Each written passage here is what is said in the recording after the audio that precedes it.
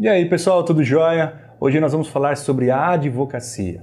A advocacia que é uma atividade indispensável, já está dizendo lá na Constituição Federal, é uma figura indispensável à administração da justiça.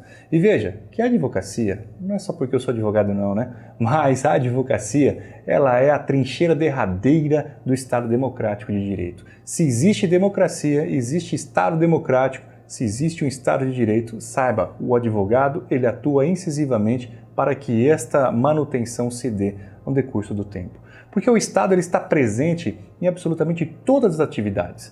E é contra o abuso, contra o arbítrio do Estado que funciona, que entra em cena o advogado. Você parar para pensar na polícia, que investiga, que busca prender, que busca fazer ali a constatação do crime. Se você parar para pensar no Ministério Público que vai denunciar, levar o juiz à informação, à notícia de um crime. E se você ainda parar para pensar no magistrado, que também irá decidir, irá julgar se vai preso, não vai, se paga, não paga.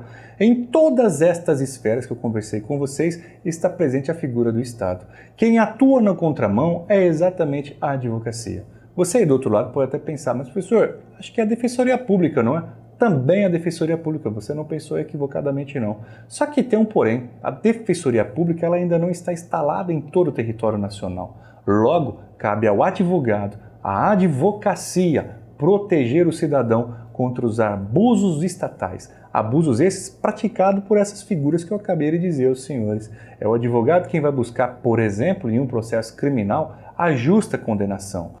Vai buscar a absolvição do cliente se o seu cliente não tiver culpa, se não ficar constatado a prova daquela materialidade do crime e a sua autoria também. Vai buscar a apenação do crime, aliás, do sujeito a uma pena razoável, se ele for o culpado. Ainda vai evitar os abusos dentro de um processo civil, um abuso praticado pela autoridade judicante. Portanto, o advogado, ele é sim e sempre será indispensável à manutenção não só do Estado Democrático, mas sobretudo à administração do que se pode chamar de justiça.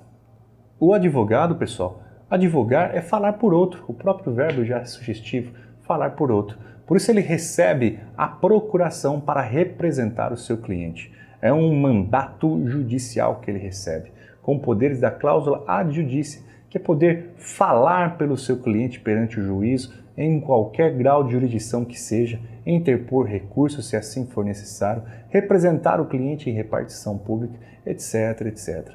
Veja que o Estatuto da Advocacia, que é a Lei 8.906 de 94, é a lei que garante ao advogado uma série de direitos. Eu quero fazer aqui a leitura com vocês de alguns direitos que são inerentes ao exercício da advocacia, que são indispensáveis e não podem ser violados em hipótese alguma. Artigo 31. O advogado deve proceder de forma que o torne merecedor de respeito e que contribua para o prestígio da classe da advocacia. Parágrafo 1º.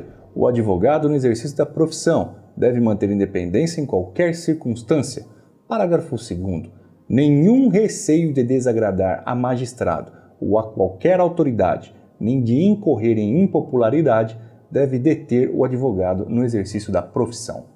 Então veja, meus caros, não existe hierarquia entre membro do Ministério Público, magistrado e advogado no exercício da advocacia. Quero ainda continuar com o artigo 7º, que fala assim: são direitos do advogado. 1. Exercer com liberdade a profissão em todo o território nacional. 2. A inviolabilidade de seu escritório ou local de trabalho, bem como de seus instrumentos de trabalho, de sua correspondência escrita, eletrônica, telefônica e telemática, desde que relativas ao exercício da advocacia. 3. Comunicar-se com seus clientes, pessoal e reservadamente, mesmo sem procuração, quando estes se acharem presos, detidos ou recolhidos em estabelecimentos civis ou militares, ainda que considerados incomunicáveis. 4. Ter a presença do representante da OAB quando preso em flagrante por motivo ligado ao exercício da advocacia, para a lavratura do auto respectivo sob pena de nulidade e, nos demais casos, a comunicação expressa seccional da OAB. 5. Não ser recolhido preso antes de sentença transitada em julgado, senão em sala de Estado Maior, com instalações e comodidades condignas, assim reconhecidas pela OAB e, na sua falta, em prisão domiciliar. 6. Ingressar livremente. A. nas salas de sessões dos tribunais, mesmo além dos cancelos, que separam a parte reservada aos magistrados. B. Nas salas e dependências de audiências, secretarias, cartórios, ofícios de justiça, serviços notariais e de registro e, no caso de delegacias e prisões, mesmo fora da hora do expediente, independentemente da presença de seus titulares. C. Em qualquer edifício ou recinto em que funcione repartição judicial ou outro serviço público onde o advogado deva praticar ato ou colher prova ou informação útil ao exercício da atividade profissional, dentro do expediente ou fora dele, a ser atendido desde que se ache presente qualquer servidor ou empregado.